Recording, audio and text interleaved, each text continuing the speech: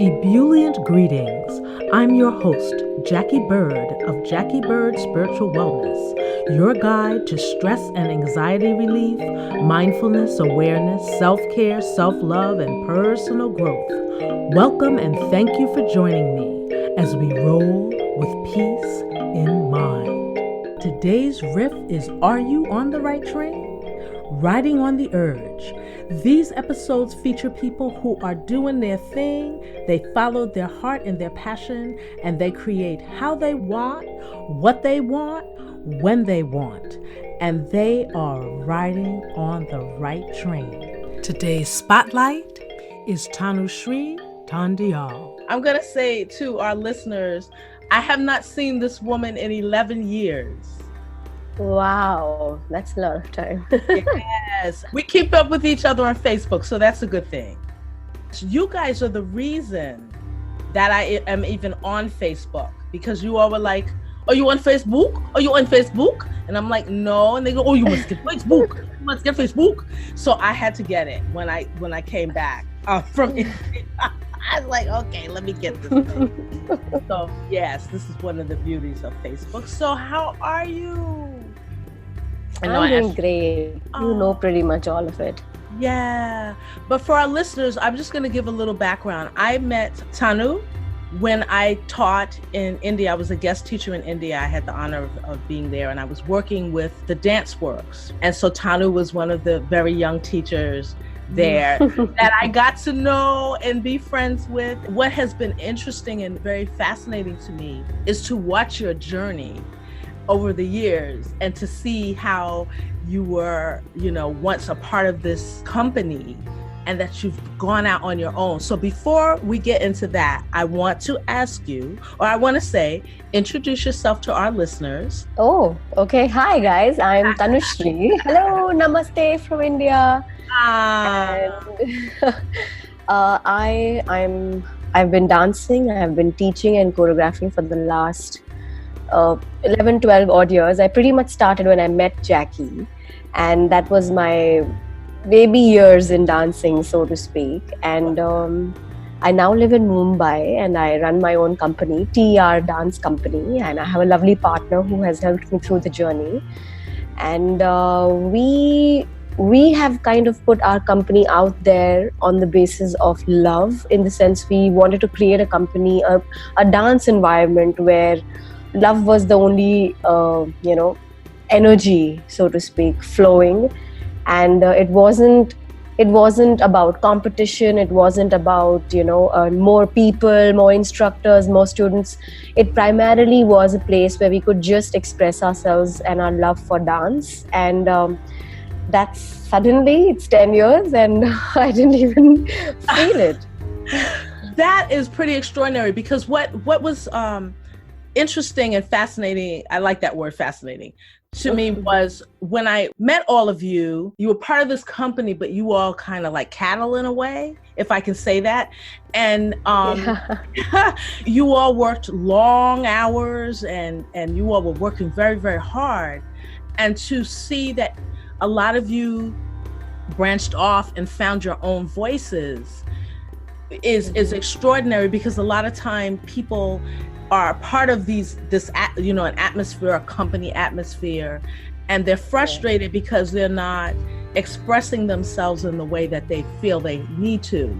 And so they don't have that opportunity, but at the same time, because of the stability, so to speak, of the situation, they won't leave. They'll stay there. Maybe the paycheck, that's cute, and it affords them all these creature comforts, but there's this hole in their chest that's not being spoken to. So again, what's interesting about you, for our listeners, Tanu to me is, and you still are, the future politician. Like, I keep feeling like this woman is going to, whether she wants to or not, end up as a big voice in her culture.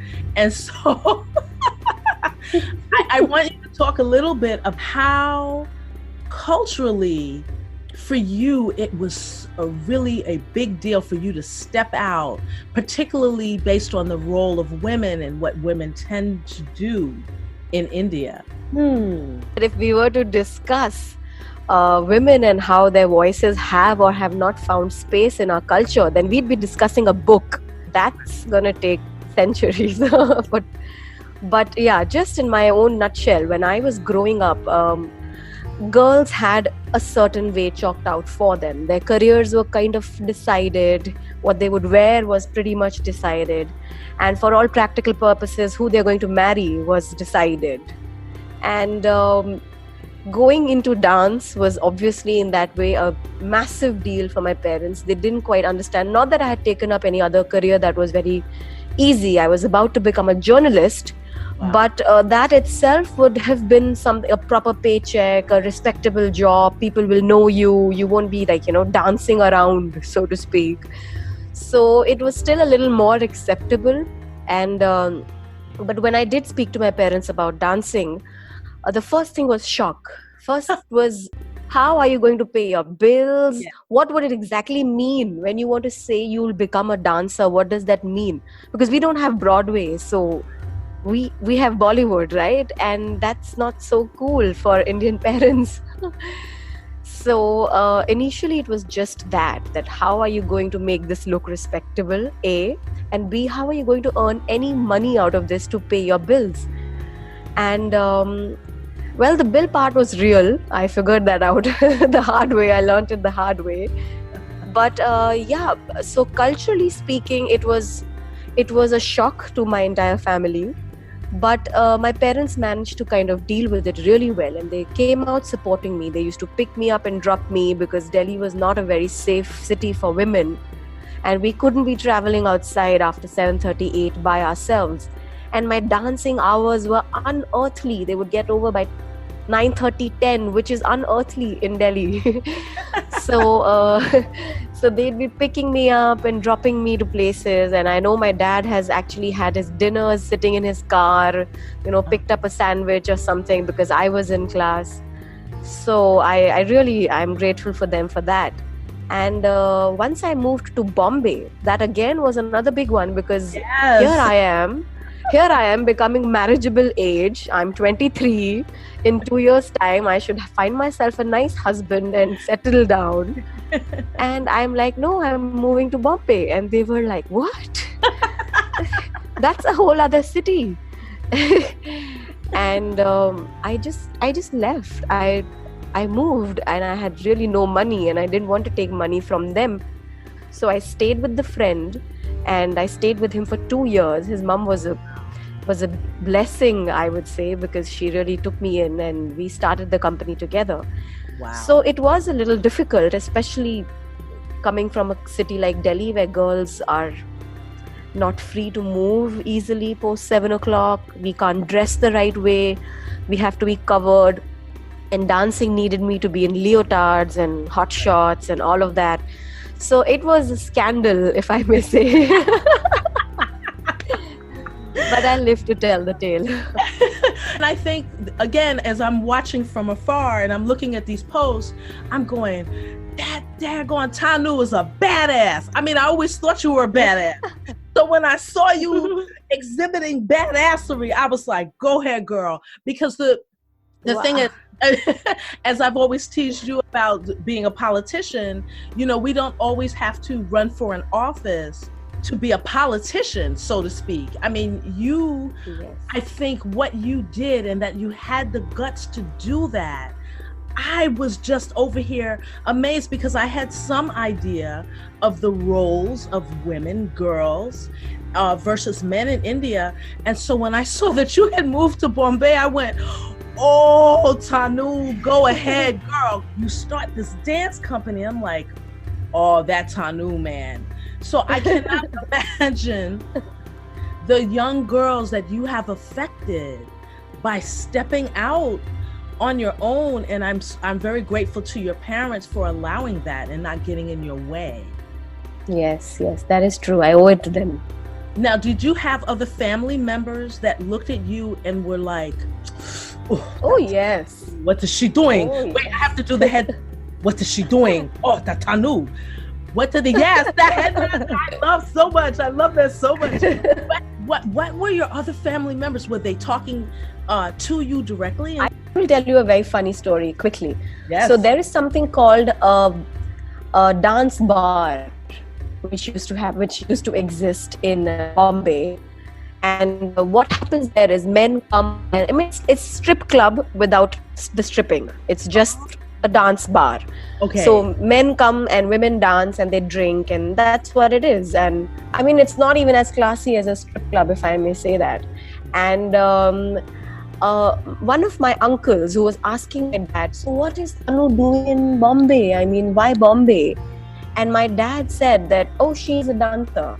Uh-oh. And I don't know why poor fellow, he didn't use the word choreographer, because dancer it blew the whole thing open.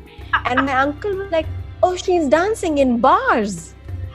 Oh. And my dad just didn't know what to say. I mean, he was like, no, actually, she's teaching. And then he just kind of swallowed the pill and, did his best to recovering from that. But yeah, people actually thought I was dancing in bars to pay my bills. My gosh. That might have been a better payment option. So, I mean, it's been 10 years for you now. Do you still have resistance within your family, among some members, or have they gotten a better understanding of what it is that you're doing? I think they have. And the best part has been my family in the village. It's easy for, families in Delhi and Bombay to kind of, now television has done a lot. There is So You Think You Can Dance in India. So, they kind of understand what's happening. But my family in the village is also proud of me because they see me on YouTube and they see that I have dance videos and I'm teaching, and they see all these things. They see my website. So they have actually kind of opened up to the idea that one can be a dance teacher and a choreographer and still deserve respect. Girl, that's why I said you're a badass. So let me back up a little bit. How did you get to the Dance Works? How did you even get there? I just joined a class, it was my regular community class. I was after school hours. My parents were like, she's a good dancer. I was an Indian classical dancer. So they said, let's put her in something that'll get her a little more Fred Astaire quality. Obviously, there was no tap dance, and my dad was a fan. So he put me in the next best thing, which was Dance Works, because they had jazz. Wow. And there I was going every Monday and Thursday with my water bottle and learning 5, 6, 7, 8. And I just jumped into it as a regular student and went there for twice a week classes, and over a period of time got picked up for training and became an instructor. That is amazing. That is amazing. So when you became an instructor, how old were you? I was 20. Wow. Now, I'm just going to tell our listeners a little bit about dance. For the most part, you are 3 years old when you start taking dance. And it is kind of unheard of, especially if you're a woman, to really start your dance career at 20. For a lot of things, I was kind of an anomaly because I didn't start dancing until I was 15. So I am definitely of the mindset that you can do whatever it is you choose to do. And you can't allow the mindset of the people around you and the mindset of the culture to stop you. Yes. No one knows your heart but you. And you have to step out and trust that what you want is going to happen for you. It may not happen for you tomorrow, but it will happen for you. And you are an extraordinary example of that. And I'm going to back up a little bit in terms of when Tanu and I met.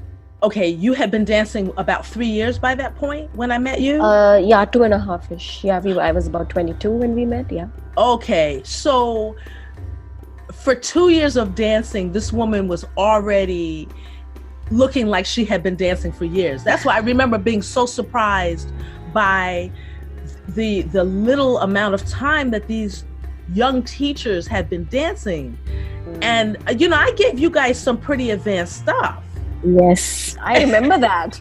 Shorty George. I remember that. That's right. I gave them, I mean, they were able to grasp, you guys were able to grasp the concepts that I was talking about and showing you very quickly. But you're a fabulous teacher, Jackie. So we have never done authentic jazz by then. And you just kind of opened our eyes to it. And we just laughed. Who doesn't do that? But I missed the last few words that you said.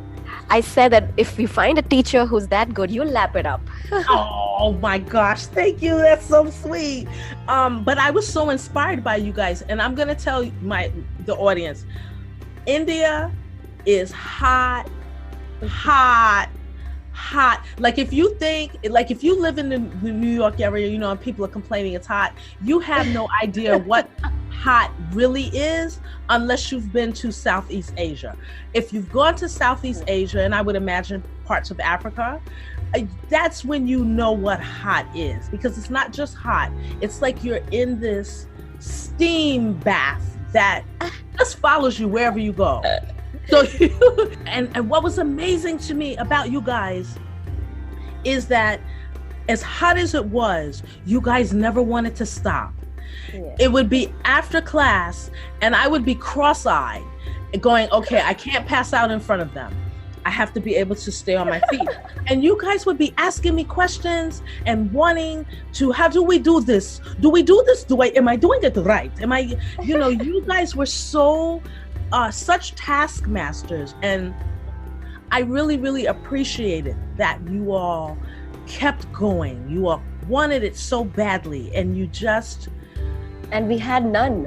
There isn't enough. And everybody who comes to teach us, even if they're coming just for a week, a month, 10 days, 3 days, we ask because that's our only source of information. And you can't learn dance off YouTube, right? Yeah. So when you find a person, you ask them every little question you have because you don't know when you'll get the next one. It was such an extraordinary experience in terms of you guys and how much of a sponge you were. And I think that what happens to us as we become adults, we get jaded and we think we know everything and we lose that sense of wonder and that sense of curiosity that you had when you were a child.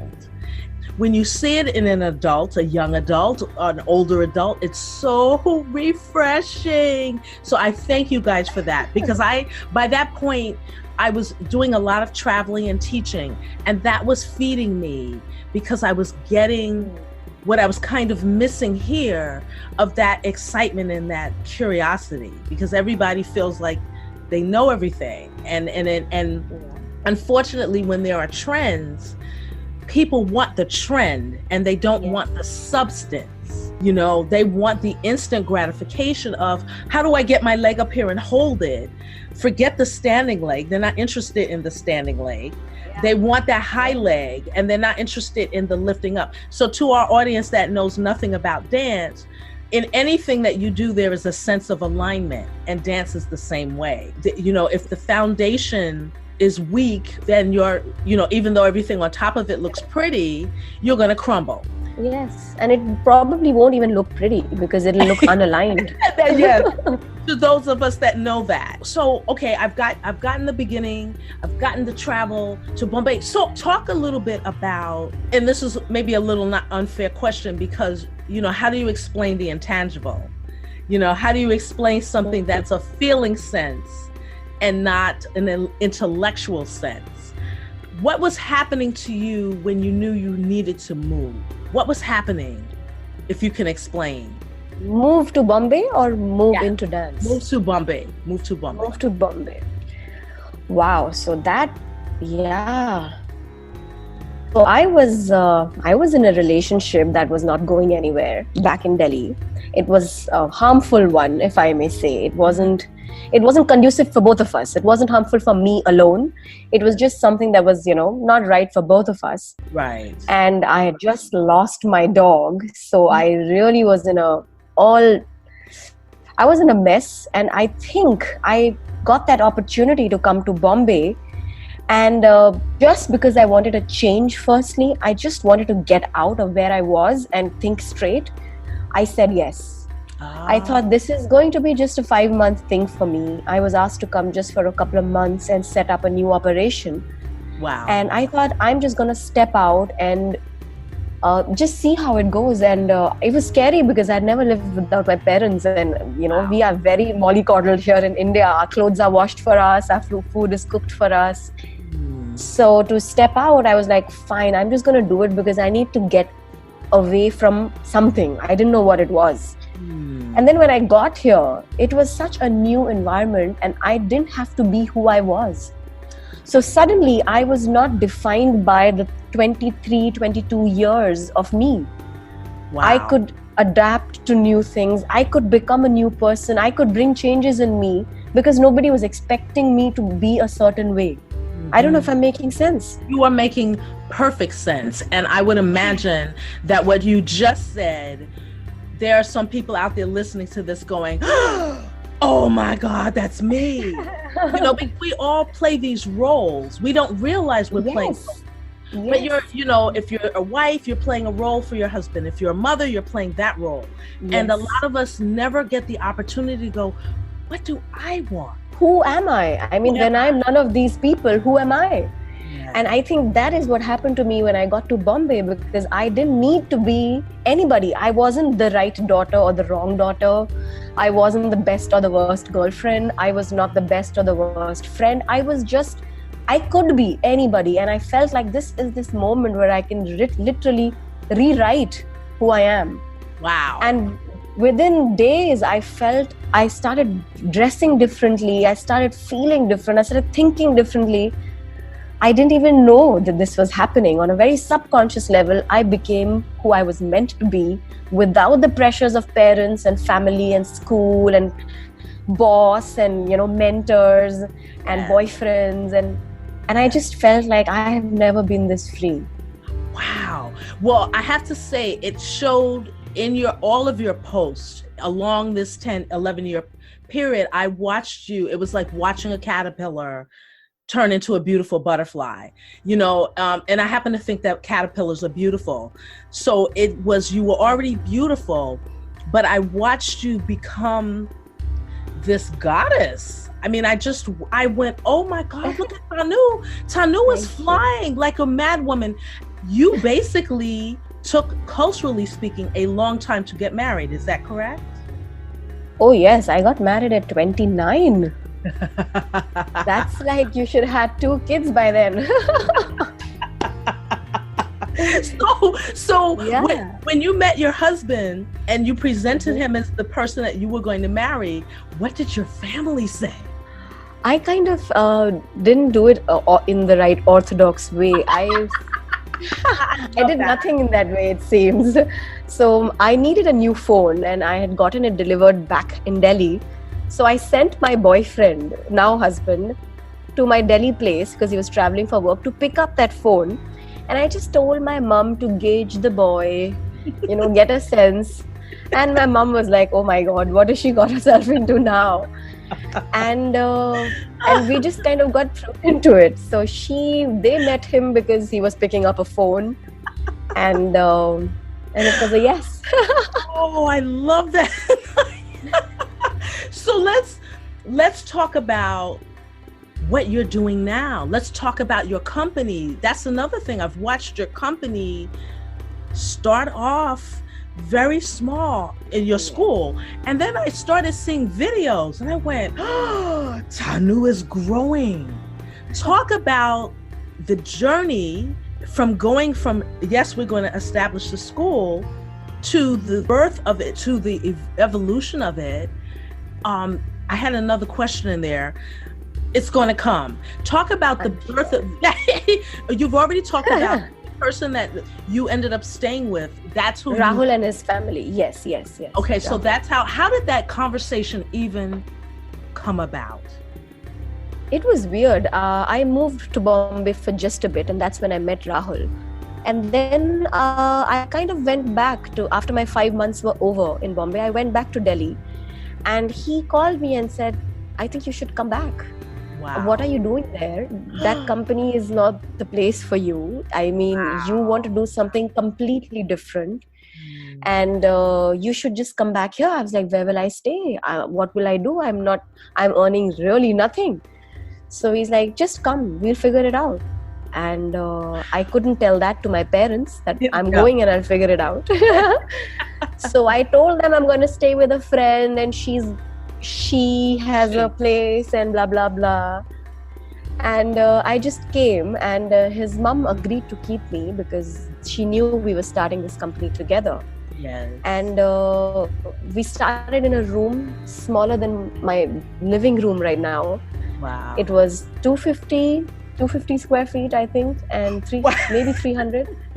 Yeah. Wow. And we had 4 students to start with for the first few months. And we started with a jazz class and a contemporary class. Contemporary class, nobody joined. So Rahul and I would just practice ourselves during that 1 hour. But the jazz class, we got 4 students. And from 4 students in 300 square feet, today, this is the 10th year of TR Dance Company, and we've just signed the lease on our own studio. And that's 1,100 square feet. Oh my goodness, I'm holding my head. That is extraordinary. And congratulations. And the thing about that to our listeners is you have to step out on faith. You never know where the angels are going to come from, but they will come. The 5 months that you were in Bombay, you were having lots of conversations with Rahul, and he was listening, and he knew your heart. And that's why it's so important to surround ourselves with people that get you. And if it's just one person, that's all you need, because the other people will come. But you have to step out on faith, because if you don't, you will stay in that unhappy place. You always think, what if? What if? And I'm so glad that I didn't have to live with a what if. Yes. And you've touched all these young people's minds. They see this woman who is a young woman and she's made her own way. And my goodness, how many young girls have that in their minds? Who knows what they're going to create? Yeah. So, you never know who you're inspiring in your own courage. In your own courage, that you never know who you're inspiring in your own courage. That is an amazing quote. Wow. Yay. So now I want to talk about you and tap. My God. My God. A dance form that is not anywhere near Indian culture. No. How did and that nobody knows about it. This is crazy. I started ballet at 30 and tap at 33. I love it. Ballet at 30 when people start at 3 years old. I love it. But okay, so how did the tap dance end up entering your life? Rahul did it for us. Wow. He wanted to tap dance many years ago, but there was no information, there was no source. And he obviously started self-training on YouTube, watching videos and tutorials and learning tap as much as he could, till he got an opportunity to travel. And now he has learned from the world's best, Jason Samuel-Smith, Sam Weber, Dormisha, I love her. So he has traveled and learned so much, and he kind of got all of us infected by the tap bug. Wow. And we are the only dance company now doing tap dance in India. It's a joy. When I saw a video of Jason, I went, oh my gosh. I don't know Domisha, but I do know Jason. And I just went, wow. We were lucky. He was traveling here. He was doing a couple of shows. And we went and saw him, and we got inspired, and we bought tap shoes. And I mean, you guys are doing great. The videos that I'm seeing, the sound is clean, and it's getting better. Yes. Ankles are still a little stiff. That's okay, because you have to release the ankles. And that takes time, especially if you're a ballerina and you're used to pointing and everything is about pointing the feet. It takes some time to be okay. Loosen up. Yes. Yeah. So I want you to tell us, where can we find you? And I will have all of that information in the show notes as well. Wow, great. So we are in Mumbai. We are called TR Dance Company. And our website is by the same name, trdancecompany.com. And by exactly the same name, we are on Instagram and Facebook and Twitter. TR Dance Company is our handle. And me, I am Tanushree Dhaundiyal. And through the TR Dance Company handle, anybody can find me. Now, what do you envision for your future? Speaking into the universe. Yes. Sending the intention. Yes. So TR Dance Company and its vision that I have for it is I want it to become a performing company, a company that performs. Because right now, because we have people to pay, we have instructors, there's so much happening that we are more of a teaching company because we have, a community studio. But what I see in the next 5 years or 10 years is that I see my company becoming a performing company, something like the Alvin Ailey company, where we are creating works and traveling the world and showing the world what India is capable of doing given the right resources and information. That is amazing. And you end up becoming an ambassador to the world. Yes, I hope so. You will. I wish you the most success, continued growth. Thank you so much. My pleasure, Jackie. This has been a delight. I'm so glad we did this. So am I. Thank you. I get so geeked up when I hear an inspiring story.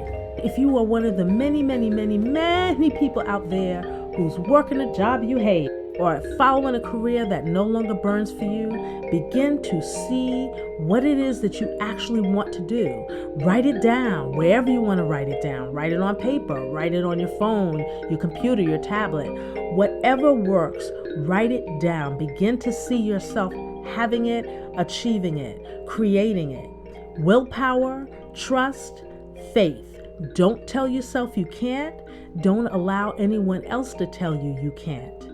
Thank you for listening. If you want to find out more information about my guest, just look at the show notes. All of the links are there. And remember to roll with peace in mind. Dear listeners, I am so happy to announce there is now a group on Facebook called Riffin' About the Roll with Peace in Mind podcast. Here you can share thoughts. We'll talk about episodes. What things have you tried? What's working for you? You can ask questions. You can even tell me what subjects or themes you would like to hear me cover in an upcoming episode. So join the community, share your voices, and I thank you so much for being a listener.